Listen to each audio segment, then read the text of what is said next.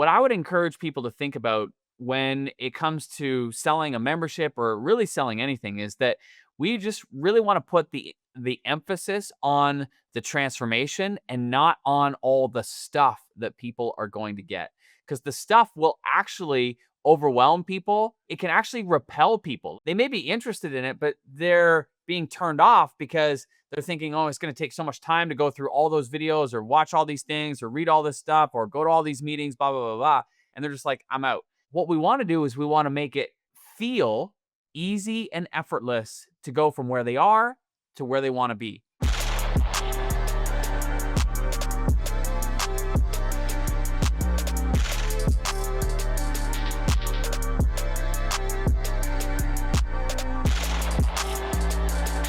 Representing Franchise Secrets, Erik Van Horn.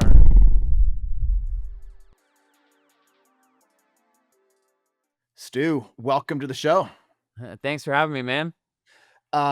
So like a lot of the franchising world probably doesn't know who you are, but a lot of my friends outside of franchising absolutely know who you are and they brag about you all the time. And so when you came out with this new book called Predictable Profits, I'm like, and Ryan Casey, good friend of mine's, learning a lot from you, said, you got to have Stu on. And I said, would he really come on? And he's like, yeah, I'll make it happen. So shout out to Ryan for getting you on the show. And it's just a pleasure to have you on. For like my community that doesn't know who you are and your background and your zone of genius, can you give a little bit of that before we jump into things? Yeah, for sure. I mean, I have been an entrepreneur my entire career. So this is my 23rd year being an entrepreneur, 21 years of it online. And I started to have success early on in a consulting role. And it was awesome. Things were cooking, business was growing, and I was doing all the things that I had ever wanted to do and was making great money. Like I was, six-figure income. So I was happy, life was good. I got married to my amazing and beautiful wife, Amy. This was in 2007. And then shortly after that, we started to have conversations about starting a family. And, Eric, I wanted to be a dad. Like, that was something that I was really looking forward to, but every time we had that conversation, I don't know what it was. There was just, like, this knot in my stomach, like, I didn't know if it was, like, I was just nervous about having kids or there's more responsibility or what, but when I dug into it, what I realized was that I had a great business but a terrible business model. Because the only way to grow that business was to give more time, and I didn't have any more time to give. And that's why I was feeling that tension. Because in my heart, I knew I wanted to be a present husband and a present father. And I also am very ambitious and I wanted to grow the business. And it was like those two things were like, coming and colliding. And that's when I had a conversation with a friend and mentor of mine. And I just said, like, I don't know what to do because, obviously I want to have kids. I want to be present. But at the same time, like, I'm trying to grow this business. And the only way to grow is to give more of my time. And I don't have any more to give. And that's when he suggested, he said, well, Stu, why don't you create a membership site where you teach all the things that you're doing for your clients? But instead of teaching it one-on-one to a client or helping a client, now you can teach one time and you can serve hundreds or thousands of people at a time. And so this was 2008, and I didn't know anything about memberships at that point. And I started looking into it. I'm like, oh man, this is great. I tried to dig into starting one, and the technology was just brutal back then. And I was dealing with things like HT access files and server settings, and it was just like way over my head. And I'm just like, golly, I just want to teach.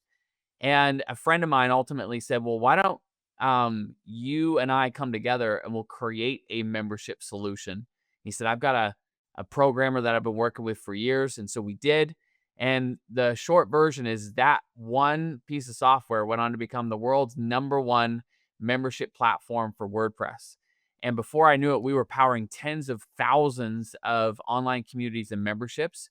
And just being behind the scenes of that is where I learned like what works and what doesn't when it comes to growing memberships. And so since that point in time, I have been teaching others. We've now had more than 19,000 plus people come through our signature program. where I've been teaching them how to launch and grow memberships in all kinds of markets, from like photography and calligraphy to fitness and finance and music and art and health and dog training. We even have Holly George, who's got a membership site teaching people how to make balloon animals, for crying out loud. And she's got thousands of members. Like, it's just, it's crazy, and it's amazing. And I am passionate about helping entrepreneurs add more recurring revenue to their business, because when they do, it just alleviates the number one stress that business owners face, which is, finances. Like, where's the money? Where's the next sale going to come from? So that's why I'm passionate about it. And I've been doing it for now nearly going on 2 decades. Attention, franchisors and franchisees. There are two really important resources that I want to share with you that will help you avoid costly mistakes and increase your enterprise value. The first is our free Facebook group. It's a community that has over 4,000 franchisees and franchisors in it. When somebody asks a question, they get honest and authentic answers from multiple perspectives. You can join the group for free over at franchisesecrets.com/Facebook. The second resource I want to share with you is if you're a franchisor and you're frustrated that you're not awarding as many franchises as you thought you would, this is the reason I created the Franchisor Mastermind. If you want access to the information, the techniques that the best franchise sales organizations are using to award franchises, and you want what mature brands have with their playbook of having happy, successful franchisees that grow the right way, then you might want to check out the Franchisor Mastermind. The reason why people join is they want access to my Rolodex, my connections. They want the playbook to achieve both short-term and long-term success. They want to increase enterprise value in their brand. Links will be in the show notes or at scalablefranchise.com. So I see franchisors as kind of like one big membership model, because you've got the franchisors, franchisees pay to be a part of it, and it's a community. And so it's different yet similar to what you're talking about. And you mentioned helping entrepreneurs create membership models, reoccurring revenue. I love reoccurring revenue. And so I think anybody that's listening that is a franchisee can do something with a membership model. And I'm proof of that. Out of COVID, I started a Facebook group that my friend Aaron Stokes, who's been on the podcast, that has a massive membership model for auto mechanic shop owners. And he said, start a Facebook group. I didn't do it for 2 years. And then I finally did it. And it grew from 0 to 100, which was amazing when I hit 100. And then now it's over 7,000. And it's very focused on franchising. And I'm always not letting people in that want to get in because they're not the right fit to be in there. And it's a group. So out of that group, I've been able to grow a franchisee mastermind, a franchisor mastermind. I'm able to post something in there because it's like my stage, and I can get people to join a webinar. I can do so many different things because I'm a kid that grew up in South Dakota. Now I'm, been able to grow an audience, and I'm still in South Dakota in the middle of nowhere. And so if I can do it, anybody can do this. So any franchisee out there can do what I did. And you don't have to do it on the scale that I've done it, but you can do it within your own franchising community. And Stu, I'm also, just to give a little context to the audience so they can understand how to listen to this podcast, I talk to emerging franchisors or people that are wanting to franchise their business, from ice cream trucks to ice cream shops to dog training. And they have an audience out there, large Facebook groups, and a paying membership. And now they're thinking about becoming a franchisor. So this whole membership thing, reoccurring revenue, is super relevant to everyone listening. So as you hear all of that, what goes through your mind as you think about reoccurring revenue, memberships? Did that spur any thoughts as you were listening to that? Yeah, for sure. I mean, I think like the key for everybody listening is to understand that there are different types of memberships. And so, when I think about the different types, that's going to be relevant for different types of franchises, because they'll fit typically into one of those buckets. Like, for example, like there's product-based memberships. And this is really relevant for anybody that's selling like physical products. And the company that really took that model to a whole nother level is the Dollar Shave Club. Like they were selling razors, and typically everybody else at that point was like requiring customers to go into the store. Many times the razors were behind like a lock and key, and you had to go ask somebody to open it up to get the rate.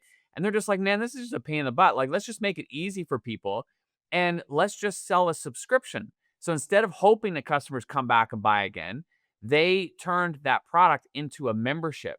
And now customers pay a one time or a monthly fee, and then they get those razors automatically sent. And this is relevant for anybody selling products. It's asking yourself a different question. It's like, how can I take a customer that would typically come in one time and turn that customer into somebody who buys from me automatically again and again and again? Dollar Shave Club did it.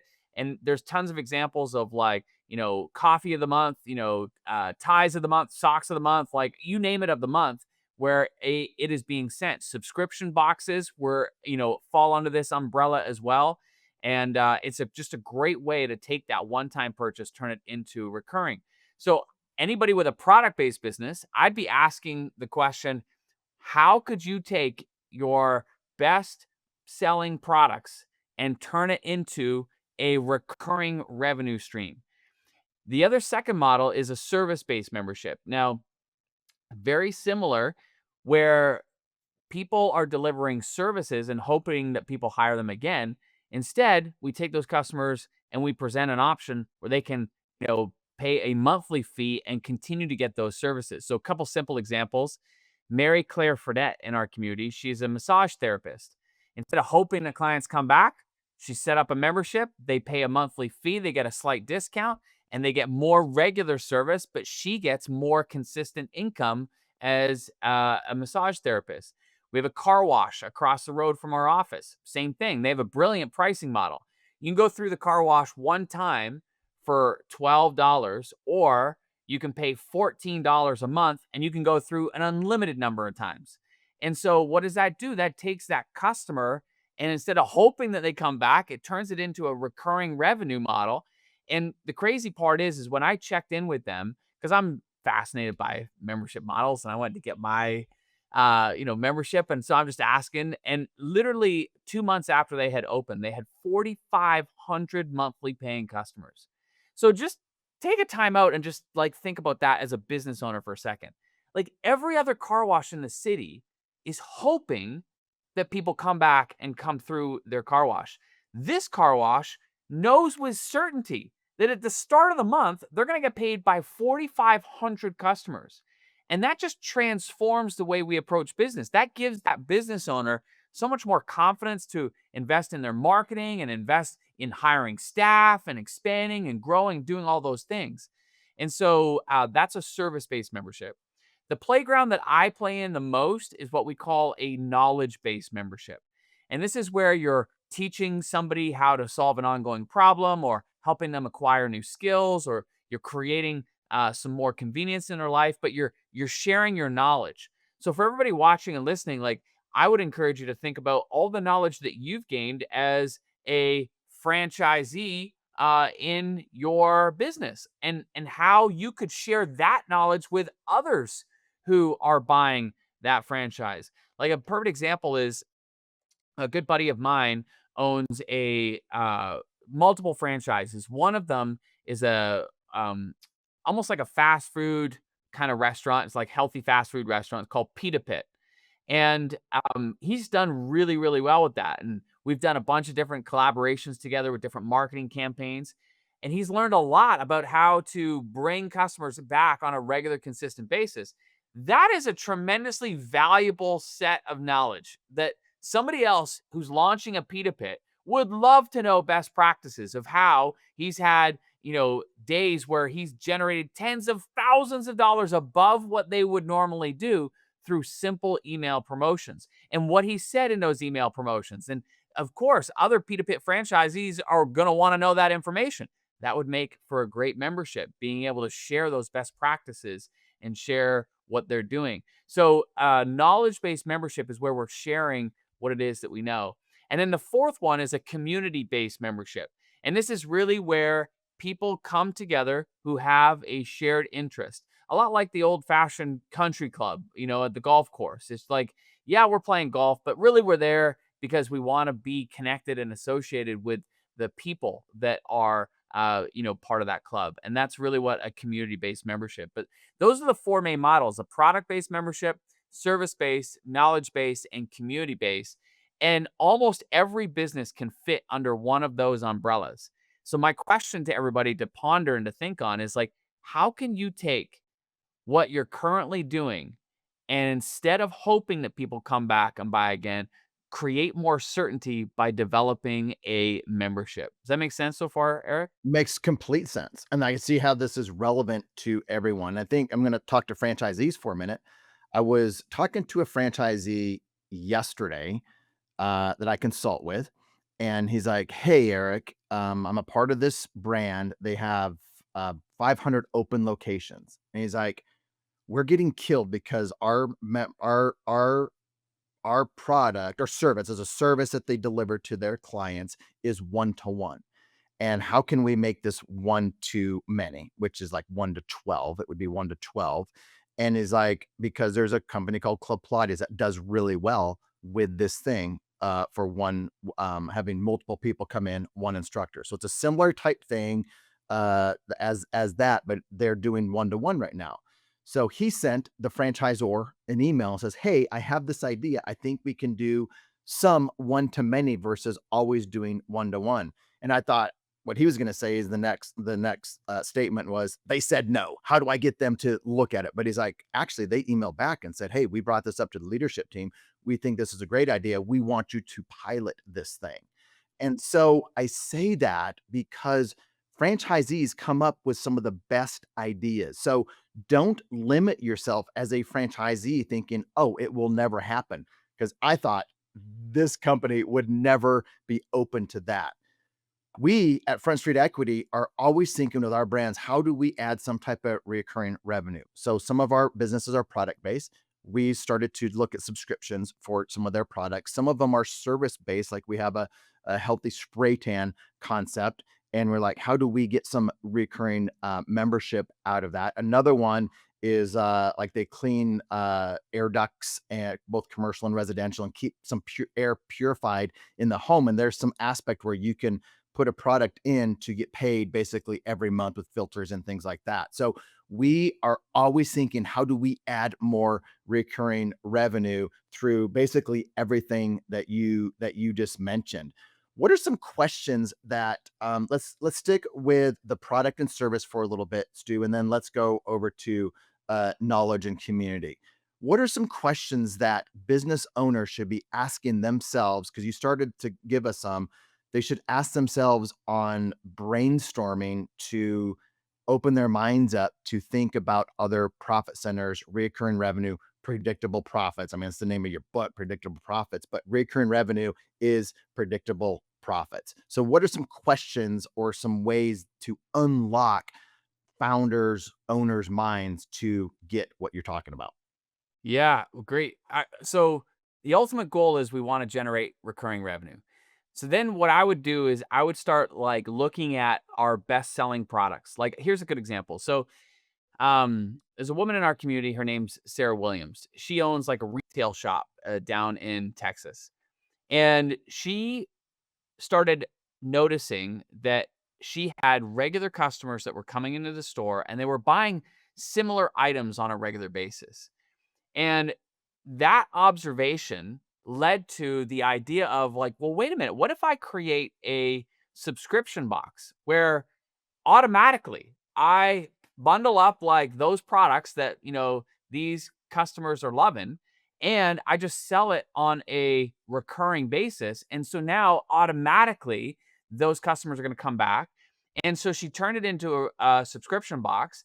And initially it was for her local customers that were coming into that store. But then she had the real epiphany moment, which was like, oh my gosh, like if I've got a subscription box, I could send this to anybody nationwide. Like I don't need to just limit myself geographically. And it did. She now has more than 3,000 plus, monthly subscribers to her subscription box. And that is a bigger revenue source than the revenue she generates from the actual retail shop. And so first thing is just like, look at what is already selling and just ask yourself, like, how could we bundle that up and sell it on a recurring basis? Another question I'd ask is like, how can we make it a no-brainer home run win for the customer? So I'll give you an example. I was in San Francisco, this was a couple years back. I was just in the mall and I wanted something to drink. So I go up to like this like green juice bar. And I come up and I noticed that the menu has two different prices for everything. There's the member price and then there's the regular price. And of course, I'm like, tell me about this like member price. Like, what is this all about? And they had set it up as a no-brainer. It's $10 a month. And with that, you get member discounts, which was the second, the other price, and you get 2 free green juices per month. Now, the green juices were selling for $6 a piece. So like automatically you're already in the win just off of, if you get more than, 2. And then you get all the member discounts on everything else. So it was a home run. It's like a home run for the customer. It's like an absolute no-brainer. And so then what happens though for the business owner? Well, now they have that predictable recurring revenue and they're going to have those customers coming back into their store on a regular, consistent basis to redeem those benefits. Burger King did the exact same thing. So Burger King set up a $5 unlimited coffee club. Now, why would they do that?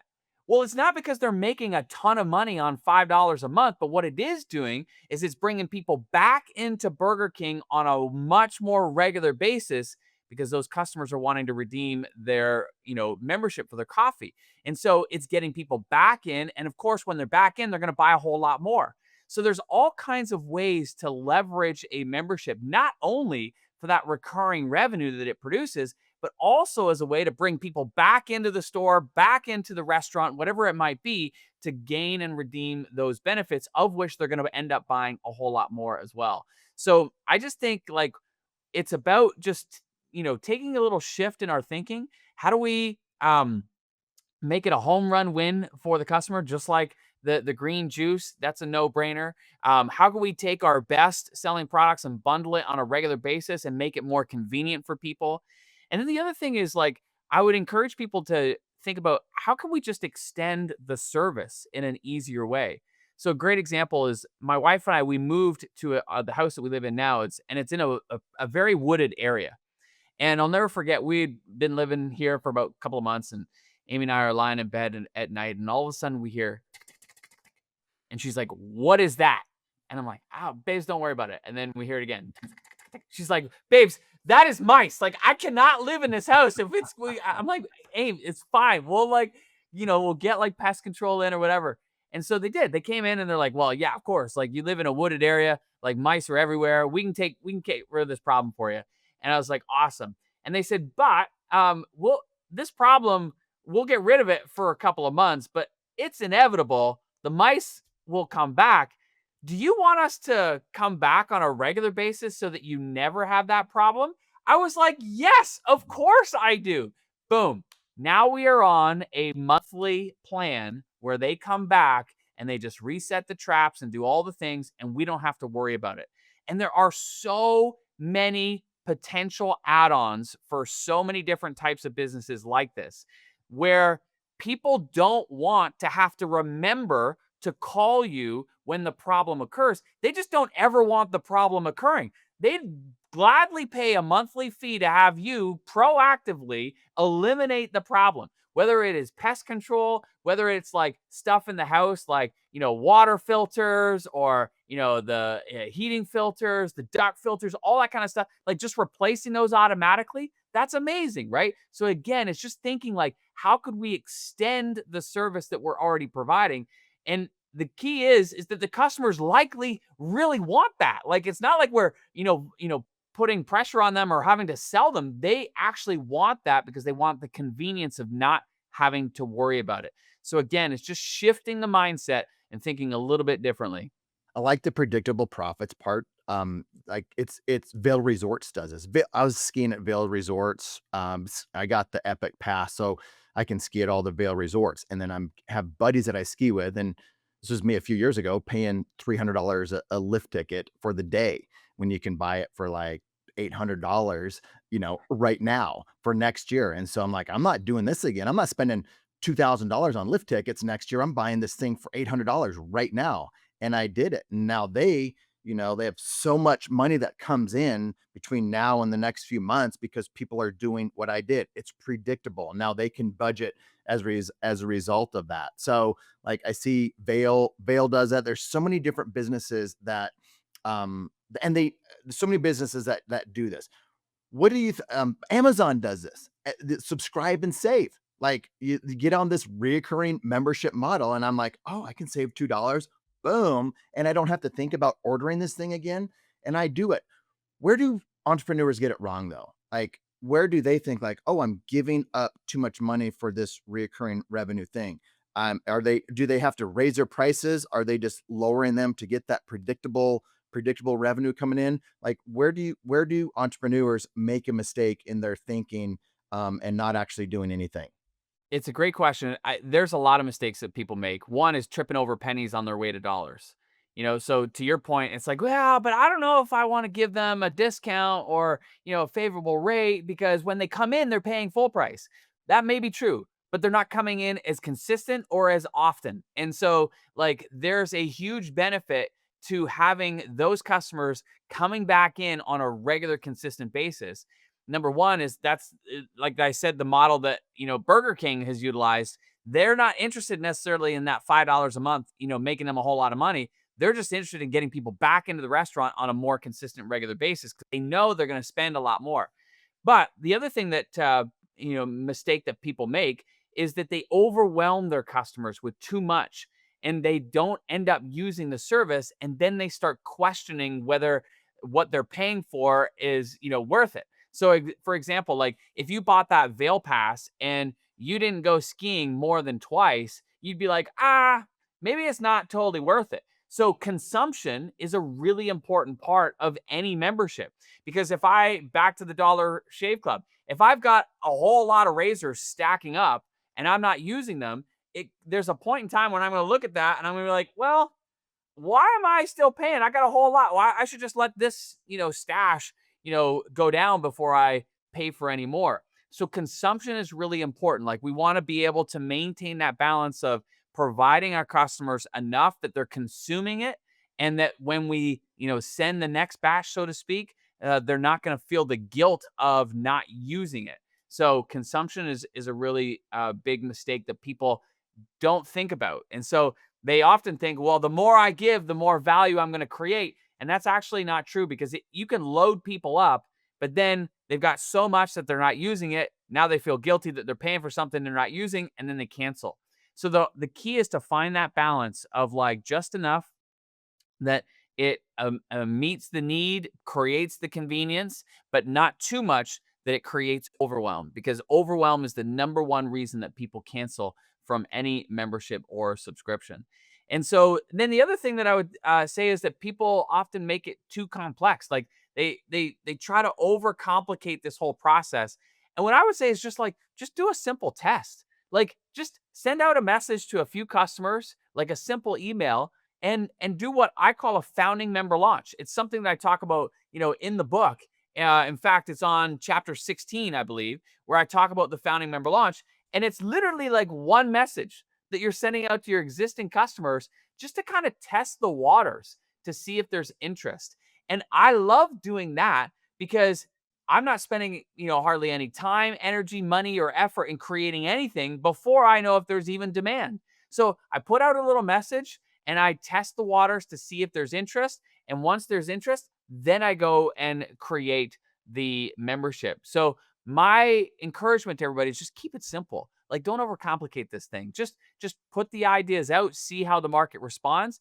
And then here's the good news. You're either going to win or you're going to learn, as the great Nelson Mandela would say. So number one, you win. You get a whole bunch of people raising their hands saying, yeah, I'm interested in that. Yeah, I'd love to be on your monthly subscription plan to not have to worry about rodents running around my house. Like that's a win. Or you're going to learn, which is like you don't get any response. Okay, so does that mean that your ideas suck and that you suck? No, it just means that what you're proposing is out of alignment with what the market wants. And it's better to learn that now before you go and invest a whole bunch of time, energy, and money so that you can rework it and rework the message and then go back out to the market accordingly. So to me, just number one, just keep it simple. Like, don't overcomplicate things. Number two, remember that we've really got to focus on consumption. That is a big driver of memberships. And number three, don't be tripping over pennies on your way to dollars. Like, this is a tremendous asset to any business because it creates that stability of knowing exactly how much revenue is going to be coming in. And it is worth having customers who buy from you again and again and again versus hoping that they come back. I wish you would have written this book a few years ago because you would have saved me some trial and error. I did some things right and I did some things wrong. And I think a lot of franchisors out there, you should be thinking about founding members anytime you have a grand opening. Like, that's a question you should probably ask. Like, is there an opportunity to have founding members for whatever the thing is? If it's like, we love it for spray tan and different businesses that we have when we're doing a grand opening launch. One of our brands is Hello Sugar, sugaring, waxing, and laser hair removal. Like, we love founding member stuff. So I would research founding members as a franchisor to see what you can do and what your competitors are doing, or what mom and pops are doing out there for founding memberships in your industry. I also, when I first launched, that's exactly what I did. I'm like, let's do it. When I launched the franchisee mastermind, I'm like, okay, I'm going to go live in my Facebook group and then I'm going to do a webinar on this thing. And then I'm like, if you want to become a member, just message me privately, because I didn't want to put it out in public, because I didn't want like one person being like no and no yeses. So I'm like, just message me privately. And then all of a sudden people are like, yeah, I want to be a founding member. I'm like, oh, now I'm more confident. I'm like, I got 20 people. I eventually started with about 40 founding members in the franchisee mastermind. And then obviously the price went up. But I think like everybody should be thinking founding member. What I know now, like what you talked about, I think you said chapter 16, is you can give too much information overload, content overload, and that actually hurts your offer.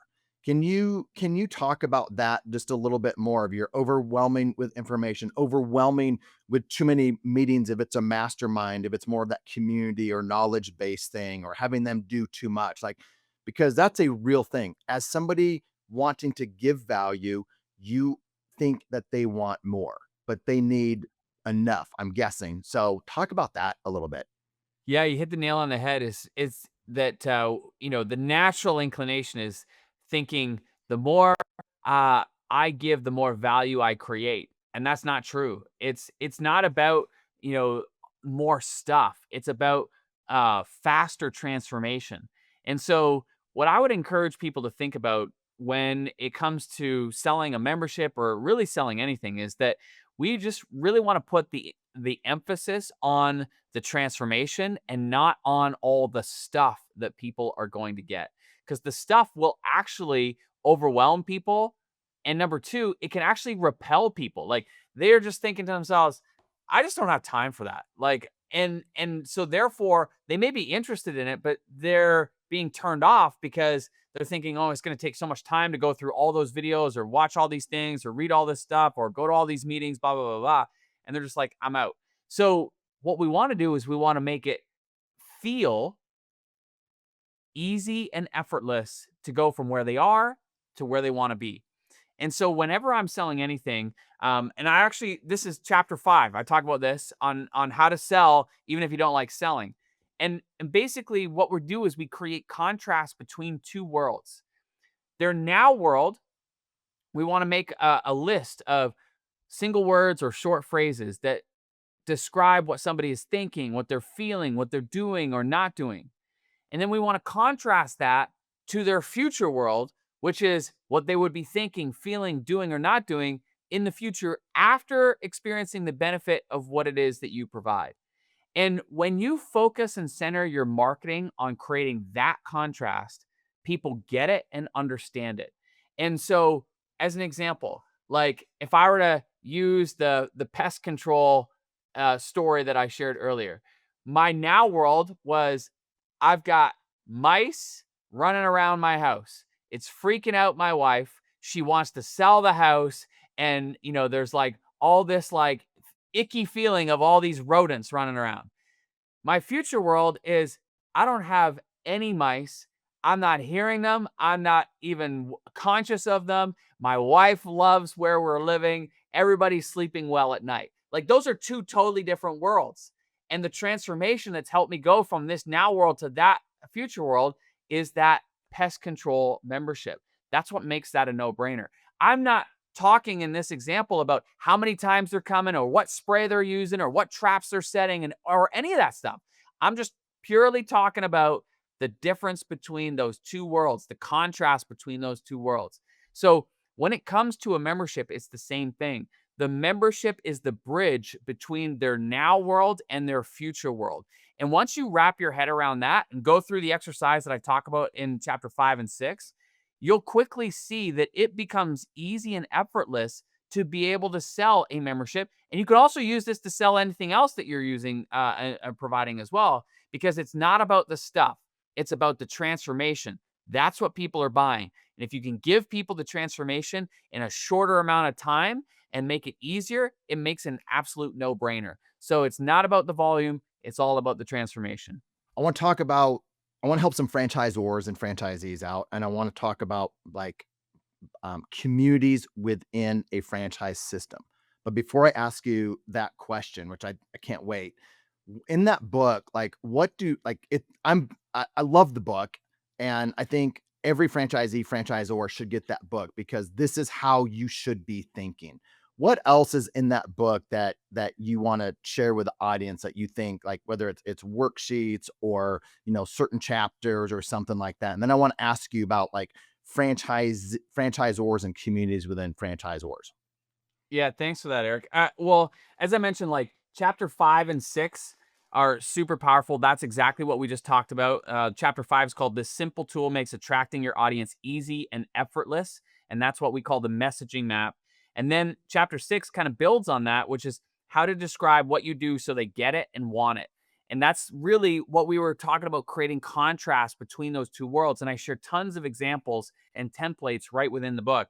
Um, I also talk about marketing. There's a whole section on marketing, like creating or crafting an offer they can't refuse, how to sell even if you don't like selling, mastering the 5 phases of launch success. So for all those franchisors and franchisees who are launching a new location, as an example, like there's so much great value you'd be able to extract from that. And then part 5 is really important in this book because it's all about retention. So once somebody joins your subscription, that's really the starting point, because the money in memberships and subscriptions is made in not just acquiring a new customer, but in keeping a customer happy and paying month after month after month. Now, the beauty of a membership and subscription is that our form of accountability is whether people stay. And so all we got to do is we just got to keep people happy. Like that's it. If they're happy, they'll continue to pay. And so it's a really beautiful business model because as long as people are happy and paying, they'll continue to stay. And that's what I talk about in the 5th section of the book, which is all about retention. So for me, this book is not only going to help you launch the membership and grow the membership, but it's going to help you keep those members happy and paying for many months and years to come. This is why I love having people like you on the podcast that are outside of franchising. I learned so much from people like you outside of franchising. I try to bring it into franchising because the franchise community just learns within their conferences and different things. So this is perfect. Okay, last question because I know that we need to end this thing here soon. You're advising me as a franchisor. I've got 50 franchisees. A third are underperforming, a third are average, and a third are top performing, which, by the way, is a pretty typical franchise system, give or take a little bit. If I want to help the top performing franchisees get even better, I think I should have a community that I create for them, and they're not paying for it, but they are invited into it. And so, if you're advising me on how to start something like that for my brand, what would you say? I would say to me, it sounds like a perfect mix of membership and mastermind. A membership would contain information, best practices that everybody could tap into. And it's where you're trying to, as much as possible, distribute the learnings of those high performers. What are they doing differently that is helping their franchise, accelerate the growth versus everybody else? And we want to take those best practices and we want to teach that. We want a one to many model that enables us to be able to take those best practices, hand it down, and teach those franchisees that are average and or underperforming so that we can move them up. And we want to make it simple for them. In the book, I talk about something called a success path. And basically, this is breaking down the journey of going from where they are to where they want to be. And so, if you were to break that journey down, what we got is we break it into different stages. So, let's just say 5 stages. And that creates focus. So for the person who has a franchise that's underperforming, they're going to feel overwhelmed. It's like, oh my gosh, like you're telling me to do all these million and one things. Like, I don't even know what to do first. Like, where should I even begin? And they spin their wheels and they don't end up doing anything. So when you create a success path, what you're doing is you're creating focus and you're saying, Erik, you don't need to worry about 90% of this right now.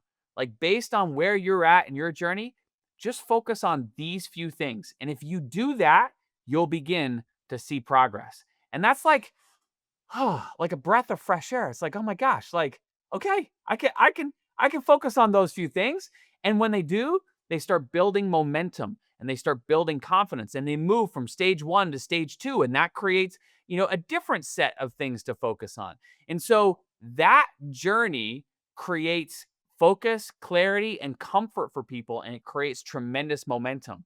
And before you know it, those franchisees who were underperforming are now moving up into average. Average are moving up into high performer, and everybody's growing by learning those best practices. Then, for the people that are at the high end that are performing, they want to be around others, elite performers. They want to be able to learn, firsthand. That's why the mastermind concept is incredible for them, because they want to be able to get together a few times a year, download best practices from each other, connect, and then boom, they're out into their worlds and they're implementing and they're off to the races. But it also creates an aspirational group for everybody else to move up towards. So in our community, as an example, we have 2 different levels of mastermind. We have our mastermind for people that have crossed 6 figures and they're working their way to 7. And then we have our mastermind for people who are running 7 and 8-figure memberships. All of our best case studies and stories come from those 2 groups. And inside of our membership, people who are just launching their membership, they hear and they see those stories and they are aspiring to be in those groups. And even the people who are in the 6-figure group, they're aspiring to be in the 7 and 8-figure group. And so it creates that, ascension and that aspirational goals to strive towards, because they see what's possible. And I think one of the biggest benefits of both a membership and a mastermind is that people see what's possible, because once you see it, you realize, like, well, if they can do it, there's no reason why I can't do it. And that creates belief. And that's what we really want for all of our franchisees, is the belief of being able to open a franchise and watch it grow and into an incredible business. So I think you could definitely have really both a membership that serves a lot more of the franchisee owners and creates that focus and clarity of where they should put their energy. And then you have that aspirational mastermind, which is, a few times a year, people come together, share best practices, and then they're off into doing their thing. You have no idea how relevant this is to franchising. Folks, like, go buy this book. I have big authors on this from time to time. I have not like pushed their book like this, because I know what, like, you are the foremost, like the best guy out there when it comes to membership. People would probably be shocked with how much people are paying to be in your high level community. I know how much they are, and it's a lot of money. So you guys get this book, think about it from a different frame. We've given you several different frames to start thinking about recurring revenue, membership models, and hopefully we help some franchisees and franchisors today. Stu, thanks for coming on, man. Yeah, I really appreciate it, buddy. Thank you. And I just want to wish everybody all the best.